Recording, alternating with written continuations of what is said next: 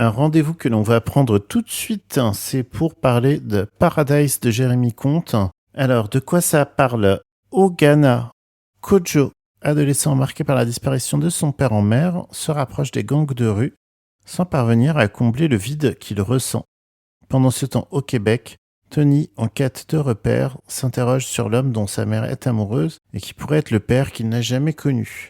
Entre la lente déchéance de l'un et la recherche d'identité de l'autre, un lien insoupçonné se tisse, unissant les destins croisés de ces deux jeunes hommes que tout semble séparer.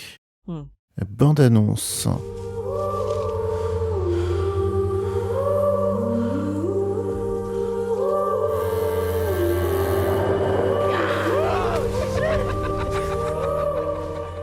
Alors, pourquoi est-ce que je voulais parler de Paradise de Jérémy Comte? En fait, il y a un élément qui m'a interloqué dans la bande-annonce, c'est le côté réalisé par Jérémy Comte, lauréat d'un Oscar. Et j'étais là genre, mais ok, d'accord, mais t'es qui? Parce que je voyais pas du tout. Et en fait, c'est parce qu'il a gagné l'Oscar du court-métrage. C'est manifestement un premier long.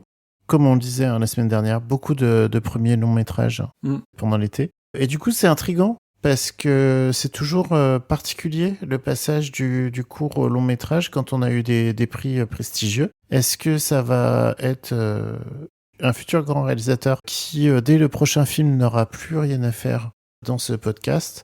Ou est-ce que, au contraire, ça va pas marcher et il va tomber dans l'oubli, un peu à la manière du réalisateur des Bêtes du Sud sauvage, dont on sait pas trop ce qu'il a fait après Wendy, quoi.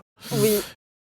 Attention, parce que comme vous l'avez compris à l'écoute du résumé, c'est un réalisateur qui a un prénom francophone, mais qui est canadien. Ah.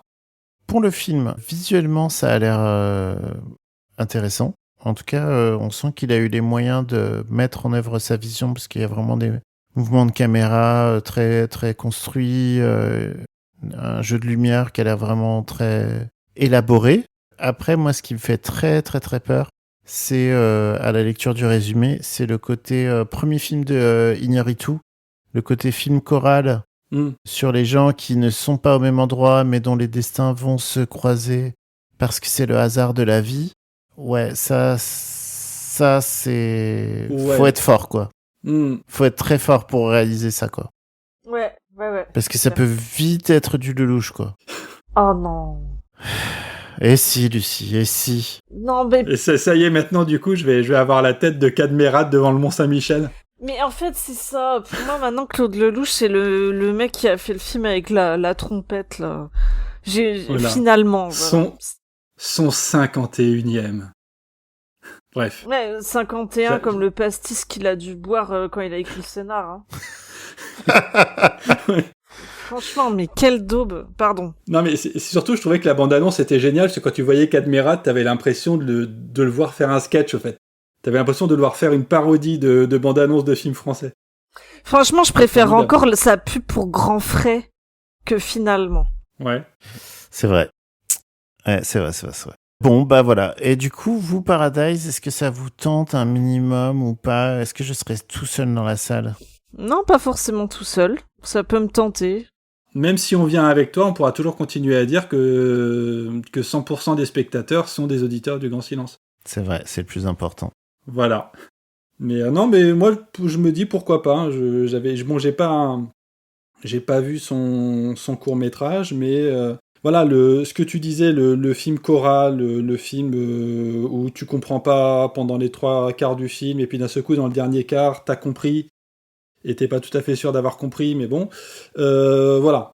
Effectivement, c'est quelque chose qui est casse-gueule, mais quand c'est réussi, moi, ça me plaît bien. Voilà. J'aime bien En fait, j'aime bien quand c'est pas trop du procédé, et quand c'est des films où tu vois que le réalisateur fait confiance, il a confiance en l'intelligence du spectateur. Enfin, en la capacité du spectateur à relier les points sans trop surexpliquer et tout.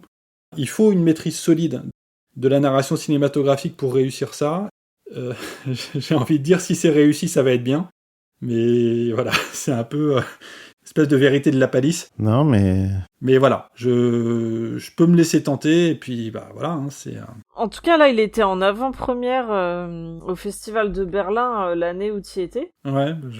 Et il a été... Ah, On peut pas tout voir, hein, il y a 15 000 films là-bas. Ouais.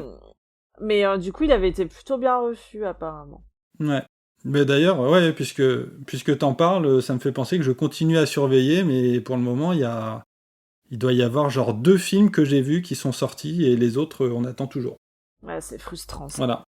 Ouais. et en fait, apparemment, il a pas gagné l'Oscar, hein. Il était nommé pour un Oscar, et c'était pour le court-métrage Fauve, et qui est sur YouTube.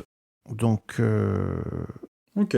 ben voilà. Donc, du coup, vous pouvez vous faire une idée en allant regarder le court-métrage avant. Bah voilà. C'est une bonne façon de se dire si on veut aller voir un film, hein, t'as l'occasion de voir un truc que le réalisateur a fait, et puis voilà. C'est les joies du web 2.0.